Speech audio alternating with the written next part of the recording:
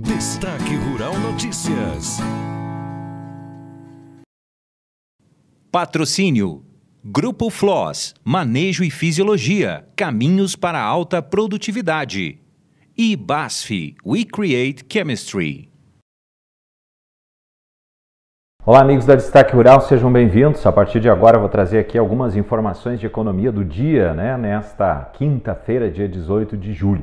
Trazer aqui algumas informações, primeiro sobre um dos assuntos que estava sendo esperados aí, até pelo mercado financeiro, que era a questão de detalhamento sobre como é que seria a questão do FGTS, que o governo diz que quer liberar então o FGTS, contas ativas, contas inativas, e tinha a expectativa que as informações iriam sair hoje às 4 da tarde, pois os detalhes sobre a liberação de recursos de contas do FGTS só vão ser anunciados na próxima semana.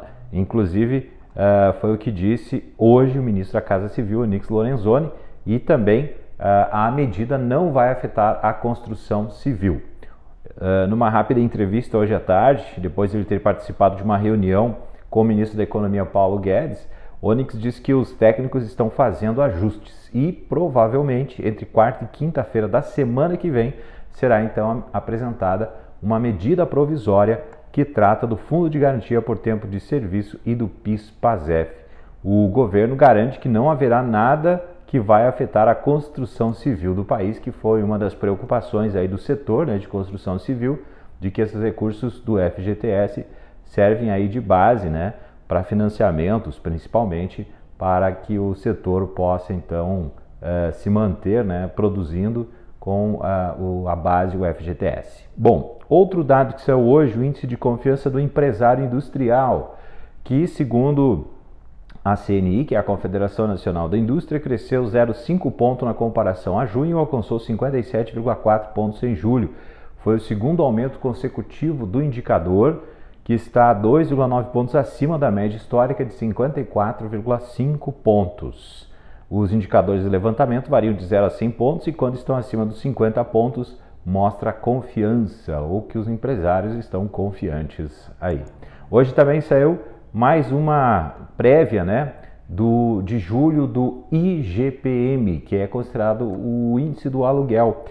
Ele registrou a inflação de 0,53% na segunda prévia de julho e a taxa inferior à observada na segunda prévia de junho, que foi 0,75%. Segundo a Fundação Getúlio Vargas, o IGPM acumula inflação de 6,53% em 12 meses. Sobre reforma da Previdência, olha, a versão da reforma da Previdência aprovada em primeiro turno pela Câmara dos Deputados desidratou a proposta original do governo em 24,5%, implicando em economia de 933,5 bilhões de reais em 10 anos. Quem divulgou esse dado e esses números foi o Ministério da Economia. Tal qual enviado ao Congresso, o texto previa um impacto maior aí de 1,237 bilhões de reais em uma década.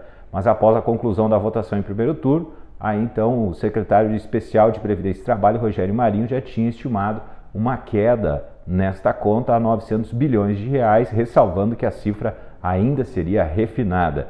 Numa coletiva de imprensa hoje, Marinho defendeu que a economia é relevante, veio acima das estimativas médias do mercado e representa mais de 2 vezes o que seria poupado com a reforma da Previdência do ex-presidente Michel Temer, que acabou estacionada na Câmara depois de ter recebido sinal verde da comissão especial na casa.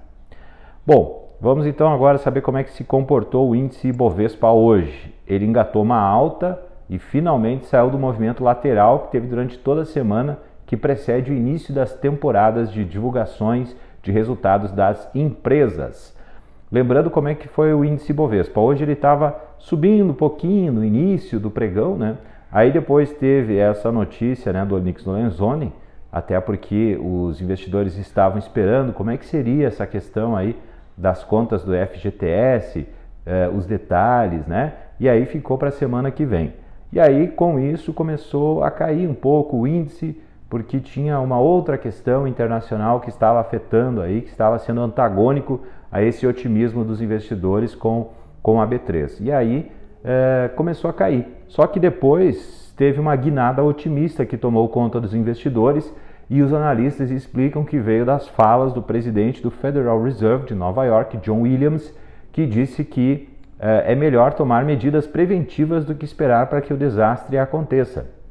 Ou seja, ele destacou que os bancos centrais devem se mover rapidamente nesta era de baixas taxas de juros quando vem sinais de problemas na economia. E ele é considerado um membro do Fed de postura mais neutra e isso dá um peso maior às suas declarações. Então, o mercado o Ibovespa, interrompeu o pregão de marasmo, subiu depois dessa fala do presidente do Banco Central norte-americano de New York.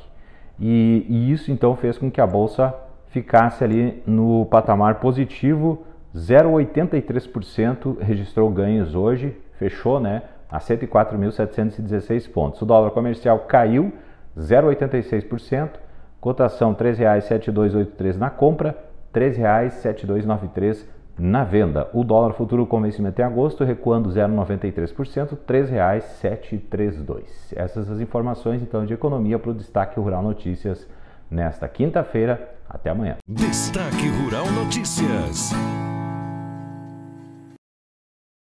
Patrocínio: Grupo Floss, Manejo e Fisiologia, caminhos para alta produtividade. E BASF, We Create Chemistry.